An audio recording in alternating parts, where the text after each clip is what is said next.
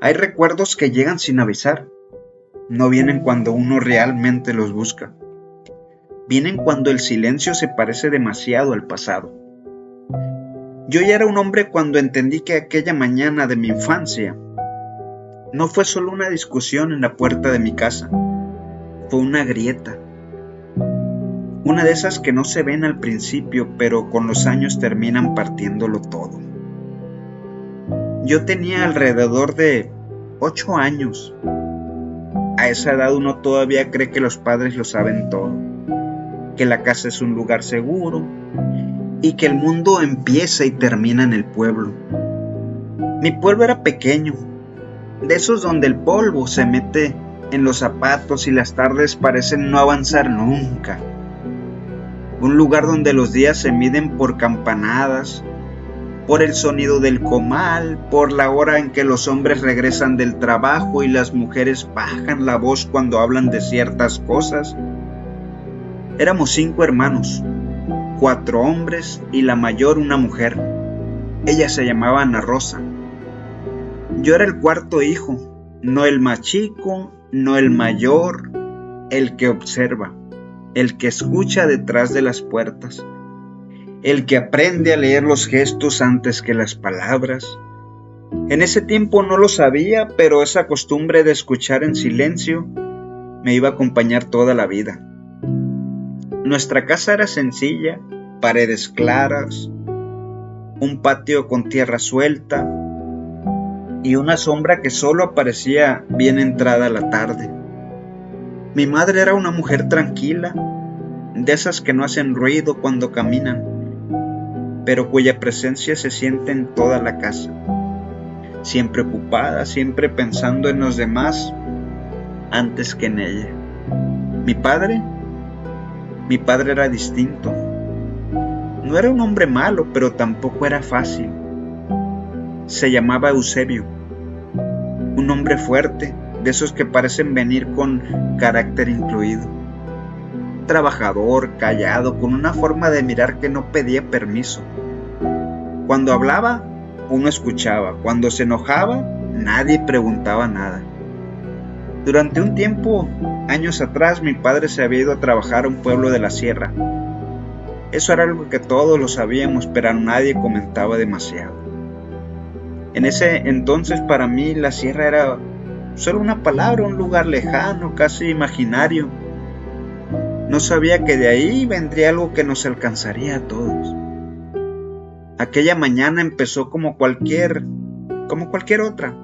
El sol ya estaba alto, mi madre estaba en la cocina, mis hermanos andaban desperdigados por la casa. Yo estaba cerca de la puerta.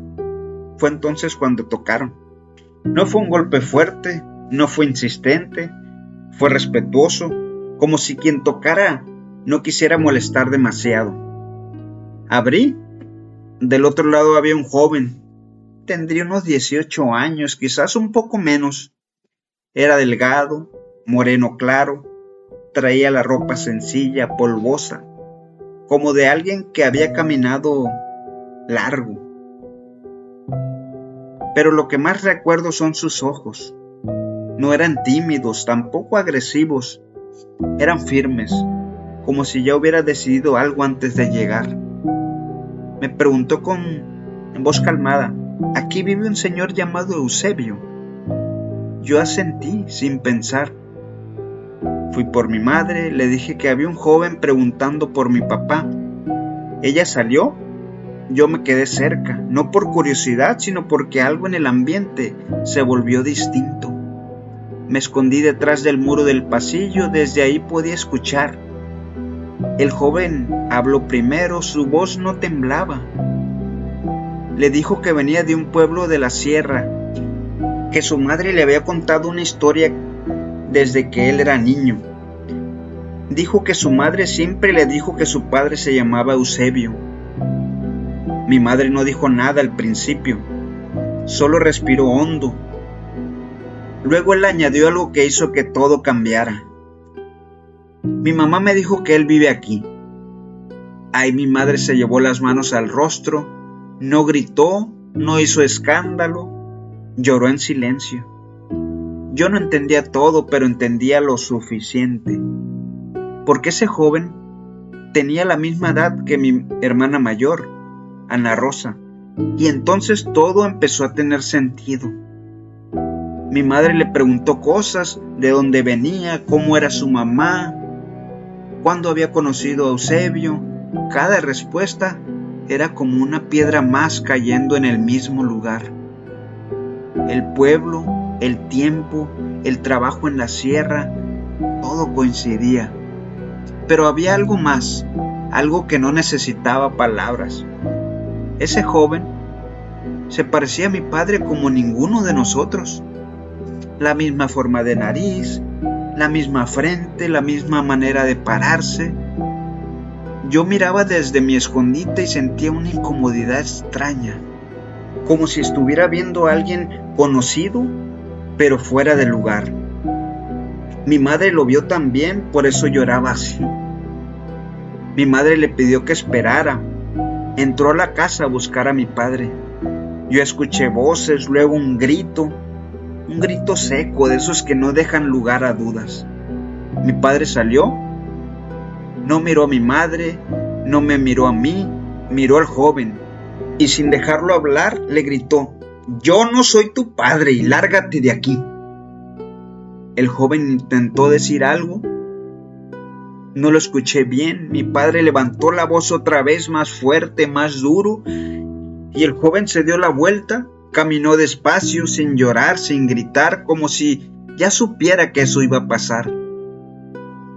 El polvo que levantó al alejarse tardó más en asentarse que el silencio que dejó. Nadie habló, ni mi madre, ni mi padre, ni nosotros. La puerta se cerró, pero algo quedó afuera, golpeando por dentro. Ese día nadie comió igual. El ruido de los platos parecía más fuerte, las miradas se evitaban. Yo era un niño, pero entendí que había ocurrido algo de lo que no se debía hablar.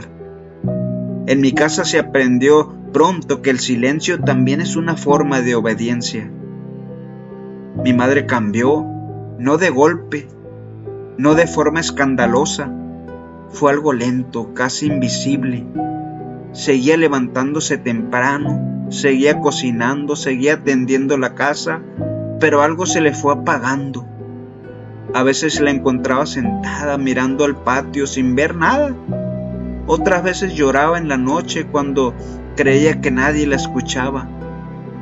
Nunca volvió a mencionar al joven. Nunca volvió a preguntar por la sierra, nunca volvió a tocar el tema. Pero yo sabía que ese día se le había metido una espina en el alma que nunca salió. Mi padre se volvió más duro. Antes era serio, pero después fue frío. No hablaba de sentimientos, no explicaba nada, solo ordenaba. Y cuando alguien intentaba preguntar algo de más, bastaba una mirada para que el tema muriera ahí mismo. Con los años entendí que hay hombres que prefieren cargar una culpa antes que admitir un error. Mi padre era uno de ellos. Ana Rosa, mi hermana mayor, era distinta. Siempre lo fue. Tenía una forma de ser dulce pero firme, de esas personas que parecen frágiles pero no lo son. Ella nunca supo nada de lo ocurrido ese día, y si lo supo, nadie se lo dijo. Y quizás fue mejor así, o quizás no, porque hay verdades que cuando se ocultan, no desaparecen, solo esperan. El tiempo siguió su camino como si nada. Los días se repitieron, las estaciones cambiaron, el pueblo siguió siendo el mismo. Yo crecí, y aunque nadie volvió a hablar del joven, yo nunca lo olvidé. A veces cuando veía a mi padre de perfil, me venía a la mente su rostro. A veces, cuando escuchaba historias de la sierra, pensaba en él. Sin querer, empecé a preguntar cosas que un niño no debía preguntarse. ¿Y si decía la verdad? ¿Y si mi padre se equivocó? Pero nunca pregunté, porque en esa casa las preguntas podían ser peligrosas. Mi padre murió años después. No fue una muerte violenta, fue una de esas que llegan sin aviso. pero que parecen haber sido anunciadas desde hace tiempo. El pueblo entero fue al velorio. Así son los pueblos pequeños. Todos hablaron bien de él, todos dijeron que fue un buen hombre, un hombre trabajador. Yo escuché todo en silencio. Nunca supe si mi padre pensó en ese joven antes de morir. Nunca supe si se arrepintió y nunca se lo pregunté. Con el tiempo, mi madre empezó a olvidar cosas, nombres, fechas, rostros. Cuando le pregunté alguna vez si recordaba a un joven que había llegado preguntando por mi padre, me miró confundida. Me dijo que no, que quizás lo había soñado, y entendí que el tiempo, además de pasar, también borra. A los 18 años me fui a trabajar a Estados Unidos. Como muchos, buscando el dinero, buscando distancia. Creí que al cruzar la frontera dejaba atrás el pasado, pero hay recuerdos que viajan sin papeles. Trabajé duro, viví apretado, conocí el cansancio de verdad, y aún así en las noches a veces pensaba en aquel joven. ¿En dónde estaría? ¿En qué se habría convertido? Nunca imaginé que volvería a verlo. Regresé años después para la boda de mi hermana Ana Rosa. El pueblo parecía más pequeño, las calles más angostas, las casas más viejas, pero la iglesia seguía igual. El día de la boda, todo el pueblo estaba ahí, música, risas, flores, y entonces, cuando levanté la vista hacia el altar, lo vi. Era él. Más grande, más serio, pero inconfundible. El mismo rostro, la misma mirada, sentí un golpe en el pecho. Mi hermana estaba a su lado, sonriendo, tomándole la mano, y en ese instante todo lo que había estado enterrado regresó de golpe. Mi padre, mi madre, la puerta, el grito. Él también me vio, su mirada no fue de sorpresa, fue de reconocimiento. Supe sin palabras que él sabía, que nunca olvidó, que nunca dejó pasar. Mi hermana no sabía nada, mi madre no recordaba, mi padre ya no estaba, pero él sí. Y entonces me pregunté algo que hasta hoy no puedo responder. ¿Fue por amor o fue por venganza? Nunca dije nada, nunca interrumpí la boda, nunca alerté a nadie, porque hay verdades que cuando salen a la luz destruyen más de lo que salvan. Y hasta hoy sigo viviendo con esa duda. ¿Por qué mi padre negó a un hijo y ese hijo regresó para quedarse?